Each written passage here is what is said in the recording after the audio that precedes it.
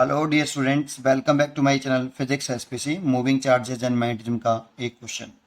A beam of proton with speed 4 into 10 की power 5 metre per second enter a uniform magnetic field 0.3 tesla at an angle 60 degree to the magnetic field.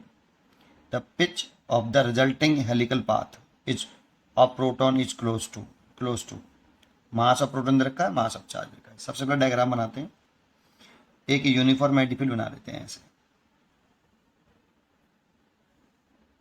ये uniform magnetic field है, इसकी value 0.3 Tesla है। और यहाँ से proton मतलब point charge particle हो गया, तो ये आपका यहाँ पर 60 डिग्री से v वेलोसिटी से ऐसे एस में एंटर करता है मैग्नेटिक फील्ड में। अब देखो, इस वेलोसिटी के अगर हम दो कंपोनेंट करें, एक कंपोनेंट v cos थीटा और एक कंपोनेंट v sin थीटा, ठीक है, vy और इसे vx कह देते हैं।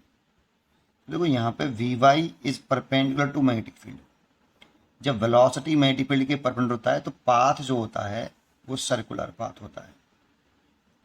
मतलब इस वेलोसिटी के इस कंपोनेंट के कारण जो जो प्रोटॉन है वो सर्कुलर पाथ में घूमेगा, वर्टिकल प्लेन में, ऐसे ऐसे, है ना, वर्टिकल प्लेन में घूमेगा।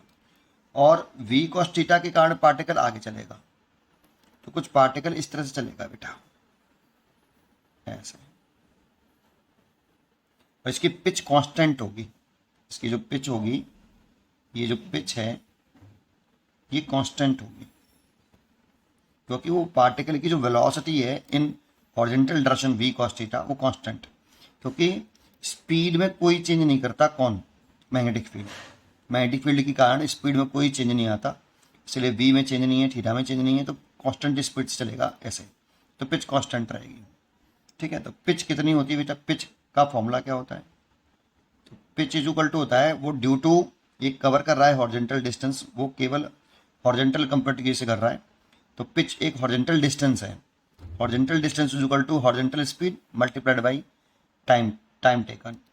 तो ये क्या है आपका v cos थीटा, और जो पिच होती है वो एक कंप्लीट रिवोल्यूशन करने में जितनी हॉरिजॉन्टल डिस्टेंस कवर करेगी उसको हम बोलते हैं पिच।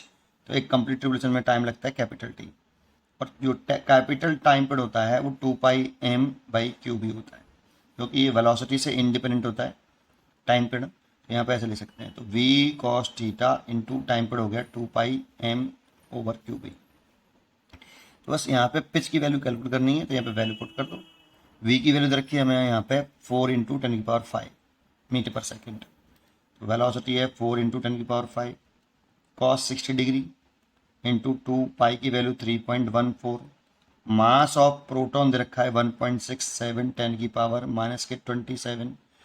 चार्ज दे रखा है 1.6 होता है वैसे तो, यहाँ पर 1.69 दे रखा है, पता नहीं क्यों, 1.6 10⁻⁻19। और मैग्नेटिक फील्ड रखा है 0.3 टेस्ला, तो इस 0.2 को उठा लो, यहाँ 10 कर लो, ठीक है। और cos 60 डिग्री की वैल्यू गई 1/2, है ना, तो इसकी वैल्यू अगर 1/2 लिखेंगे हम, इसकी वैल्यू अगर हम 1/2 लिख दें, यहाँ ये लिख दिया 1/2, तो 2 से तो ये 2 कैंसिल हो जाएगा, है ना।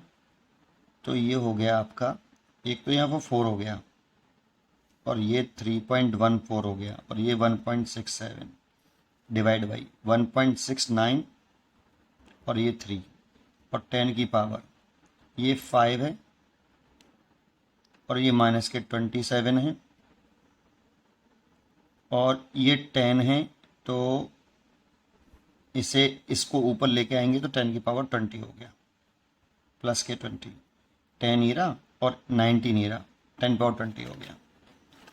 अब देखो इसे अप्रोक्सीमेट 1 हो गया ये, है ना, ये 1 हो गया, और ये भी अप्रोक्सीमेट 1 से कट गया, क्योंकि यहाँ पे क्या ना 2 क्लोज टू, इसीलिए 1 के आसपास ही कटेंगे बेटा ये। तो ये 4 हो गया आपका यहाँ पे, और ये हो गया 10 की पावर -2 मीटर, तो ये 4 सेंटीमीटर के आसपास आंसर आएगा, क्लोज टू। तो 4 centimetre, that means D choice होगा आपकी। यहाँ अप्रोक्सीमेशन कैलकुलेशन ही करना है आपको, क्योंकि यहाँ पे क्लोज टू बोला है बेटा आपको, ठीक है। पढ़ते रहिए और खुश रहिए।